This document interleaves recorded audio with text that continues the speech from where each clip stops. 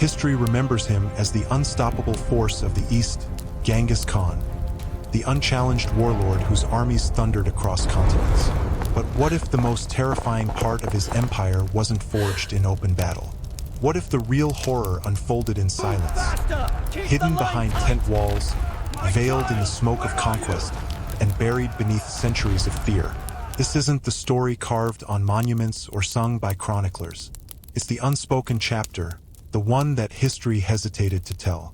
Because beyond the clash of swords and the echo of hooves lay something far darker.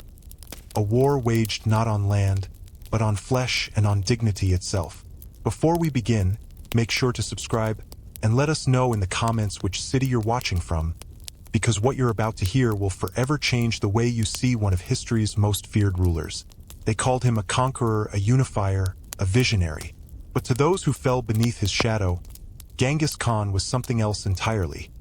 A man who weaponized fear, domination, and desire to build an empire that still scars the world's memory.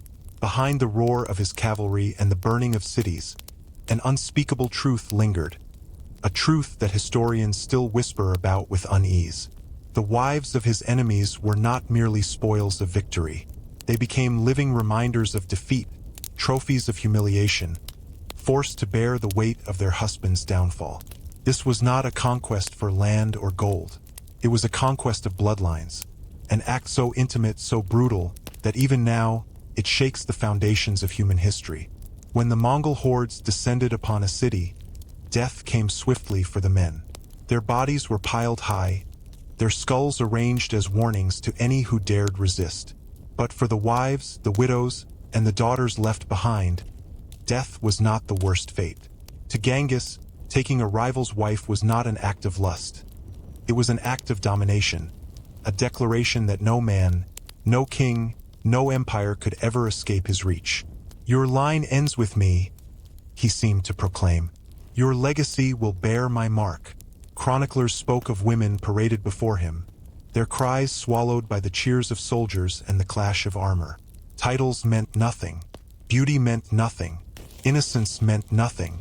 A queen, a noblewoman, or a servant, all could be reduced to tokens in his relentless pursuit of control. This was not passion. It was punishment, a calculated ritual of power. The Khan's generals followed his example. From the shattered kingdoms of Persia to the cold plains of China, wives of nobles and queens of fallen dynasties were dragged before the conqueror. Some were forced into political unions, symbols of obedience dressed as alliances. Others were taken outright, their lives reduced to whispers in the dark. Imagine the torment of a queen who once ruled over jeweled palaces, now confined to a nomad's tent. Her crown replaced with silence, her freedom stolen by the very man who burned her homeland. For Genghis, this was not merely revenge, it was immortality. Each woman taken, each child born from conquest, was another thread in the vast web of his legacy. His blood spread farther than his banners, carried in bodies that once trembled in fear. And that is perhaps the cruelest irony of all, because historians estimate that millions alive today may carry fragments of his lineage. A bloodline born not of love, but of subjugation. Behind that cold statistic lies centuries of pain, generations rooted in moments of violence that no chronicle dared to describe fully. Each birth was both a legacy and a wound. Each child is a reminder that history's greatest empires are not built solely on soil, but on bodies, on silence, and on suffering. Yet the loudest echo in this story isn't the roar of armies. It's the silence that followed. The silence of the wives. The silence of the conquered. The silence of those whose stories were never written. Their names vanished. Their cries forgotten. Their pain was buried beneath the victories of men who called themselves great. We celebrate the conqueror, but rarely do we mourn the conquered. And perhaps that is the greatest tragedy of all. Because true power, as Genghis Khan proved, does not end with death or empire. It lingers in blood, in memory, and in the silence of those who were never allowed to speak. When history praises his brilliance in strategy and the genius of his warfare, we must also remember the voices that were never written, the silent screams erased to polish his legend. Hidden behind every victory lies a story the chronicles chose to forget. the defiance of women who refused to bow even as their worlds burned. Some fought when their kingdoms had already fallen. Some chose death over submission. Others were forced to live through choices no soul should ever face. But to see them only as victims would be to deny their strength. Many of these women endured, not with swords or armies, but with a quiet defiance that outlasted empires. They became living monuments to what once was, the last breath of kingdoms turned to dust. This is the haunting truth behind his legend. Beneath the title of Great Conqueror lies a trail of broken homes, violated vows, and stolen legacies. The world loves to romanticize Genghis Khan, the visionary, the emperor, the man who united the steppes. Yet hidden beneath that crown of glory was another, a crown woven from humiliation, domination, and cruelty inflicted upon women whose only crime was being bound to men he sought to destroy. And from this shadow rises a question that history still trembles to answer. Can greatness ever be separated from the horrors it left behind? Because the empire of Genghis Khan was not built solely on discipline, courage, or tactical genius. It was built upon the bodies and silenced voices of countless women erased from the record. Every celebration of his achievements carries that shadow, a stain that stretches across generations, across bloodlines, and into the very fabric of humanity. His victories did not end on the battlefield. They lived on in the women who bore his mark, unwilling symbols of his conquest. That is the darkest legacy of all. The idea that greatness was carved not only in soil and stone, but in the violation of human dignity itself. By the height of his power, Genghis Khan had become more than a ruler. He was a storm sweeping across the known world. Kingdoms collapsed at the mere sight of his banners.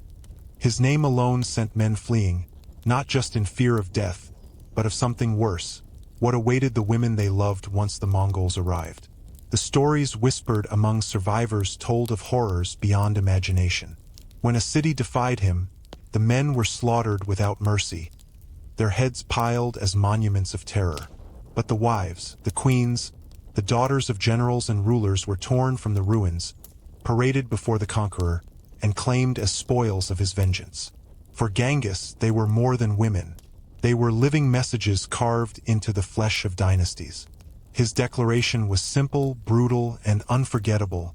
Defy me, and I will corrupt the bloodline you cherish. Fear spread faster than his armies.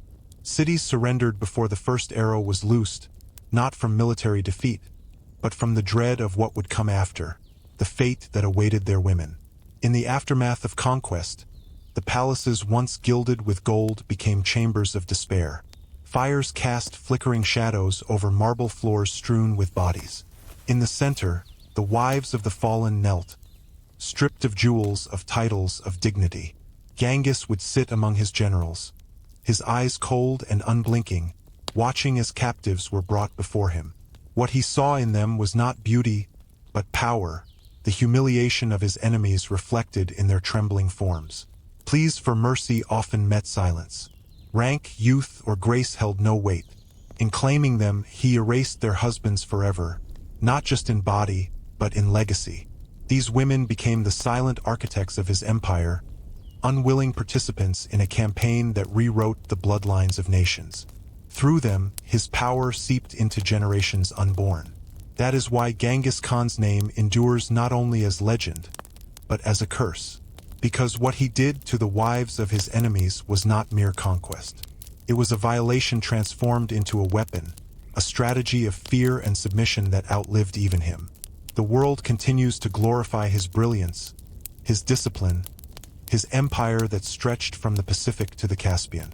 But beneath that brilliance lies a darker truth, the crown of cruelty forged through domination and shame. And so we ask again, can greatness ever be separated from the horrors it leaves behind?